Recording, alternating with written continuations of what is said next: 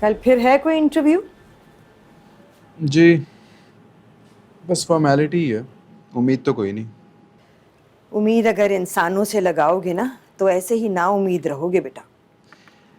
जब अल्लाह ताला ने इख्तियारात इंसानों के हाथ में दे दी ना तो उम्मीद भी उन्हीं से लगानी पड़ती है।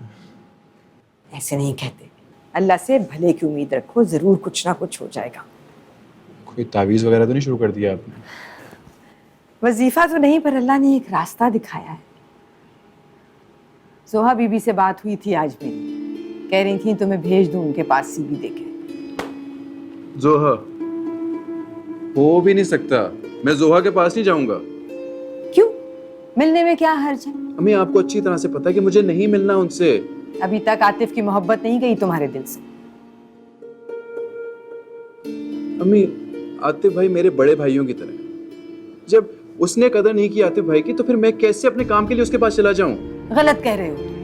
आतिफ साहब ने कदर नहीं की जोहा बीबी की। अगर वो कदर कर लेते तो जोहा बीबी ने भी निबाह कर लेना था उनके साथ। नहीं अम्मी, अगर वो चाहती ना तो अपनी मोहब्बत से आतिफ भाई को बदल सकती थी। आतिफ साहब उन मर्दों में से नहीं है बेटा। अम्मी, जब मैंने आपसे कहा था कि आतिफ भाई से जॉब के लिए मैं मिल लूं तो आपने मना कर दिया था। अब जोहा बीवी से मिलने के लिए आप कह रही हैं। मुझे आपकी लॉजिक की समझ नहीं आती। इसलिए कि आतिफ साहब पे भरोसा नहीं था मुझे तुम्हारी नौकरी के सिलसिले में, जोहा बीबी पे है। अम्मी, जो भी हो, मैं नहीं जाऊंगा मिलने के लिए। तुम नहीं जाओगे तो मैं पकड़ के लेके जाऊंगी तुम्हें, और अगर फिर भी नहीं मानोगे तो खानसामा की नौकरी कर लूंगी उनके घर में। मेरी लाश से गुजरना पड़ेगा अगर आपने ऐसी बात सोची भी तो। हाँ तो बेटा जी, जब तुम नखरे करोगे तो मैं यही करूंगी ना। और ये जो आप पैकेजिंग की कंपनी में जॉब कर रही है ना, ये आप तब तक कर रही है जब तक मुझे नौकरी नहीं मिलती। एक बार मुझे नौकरी मिल जाए फिर आपने छोड़नी है जॉब। इतना ख्याल है ना अगर मां तो जाओ, जाके मिलो जोहा बीबी से। अच्छी हैं वो, लगा देंगी तुम्हें किसी ढंग के काम पर। अच्छा ठीक है अम्मी, मैं सोचूंगा, देखूंगा मैं। और ये बात अपने दिमाग से निकाल दो कि आतिफ साहब को छोड़ने में जोहा बीबी का कोई भी कसूर था। मैं गवाह हूं सारी बात की। आतिफ साहब ने एक मर्तबा भी रोका नहीं था उन्हें, जाने दिया था खुद जानबूझ के। अम्मी, आतिफ भाई को पता चलेगा तो क्या सोचेंगे कि हमने उनसे ताल्लुक खत्म करके जोहा के साथ ताल्लुक जोड़ लिया? कितनी गलत बात है नहीं? छोड़ दो आतिफ भाई के नाम की गर्दान नूरियान, उन्हें तो परवाह भी नहीं होगी हमारी। इसकी नौबत भी आप ही लेके आई हैं। आप कुछ सुनोगे तो मुझसे।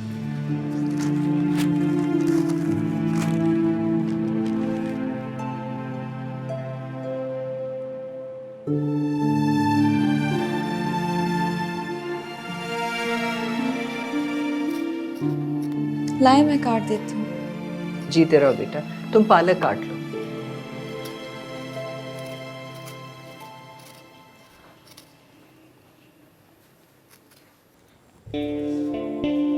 आसिम से बात की थी मैंने कि पार्ट टाइम जॉब छोड़ दे। अच्छा किया तुमने, दो दो नौकरियां करेगा और वो भी इतने इतने घंटों के लिए, तो उसकी तो सेहत बिगड़ जाएगी। तो मान गया क्या वो? नहीं। तो तुम उसको समझाओ, मान जाएगा। समझाया था कि क्या जरूरत है ज़रूरतें पूरी करने के लिए दो दो नौकरियां करने की, और वैसे भी ये कोई सोल्यूशन नहीं है। हाँ बेटा, वैसे भी हमारी कौन सी इतनी ज़्यादा ज़रूरतें हैं।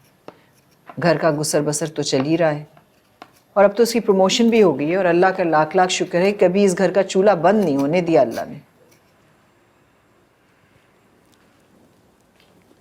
मैंने उसे एक और सोल्यूशन भी बताया था। वो क्या? वो ये कि शादी से पहले भी तो मैं जॉब करती थी ना, तो अब भी जॉब ढूंढ लेती हूँ। नहीं, वो नहीं मानेगा।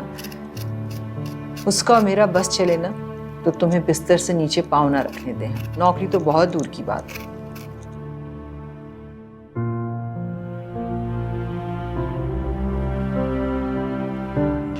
उसकी वो हैसियत नहीं है कि मुझे बिस्तर से पाँव भी नीचे ना रखने दें। ऐसे भी उसे उस हैसियत तक पहुंचाने के लिए नौकरी ढूंढने का कह रही थी।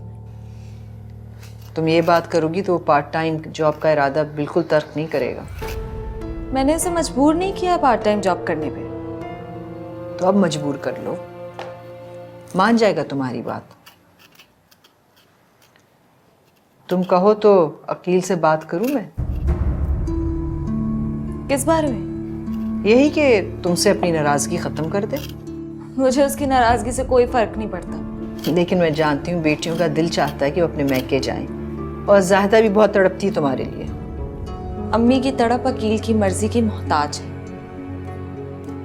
उनकी ममता बेटे के हुक्म के आगे हार जाती है, अक्सर आपकी तरह। नहीं बेटा, माँ की ममता कभी नहीं हारती। अकील उस घर का बेटा है, चाहे जितना भी निकम्मा क्यों ना हो। अम्मी की आंखों की ठंडक है, उसका हुक्म चलता है उस घर में। मैं समझाऊंगी अकील को। वो बड़ा समझे।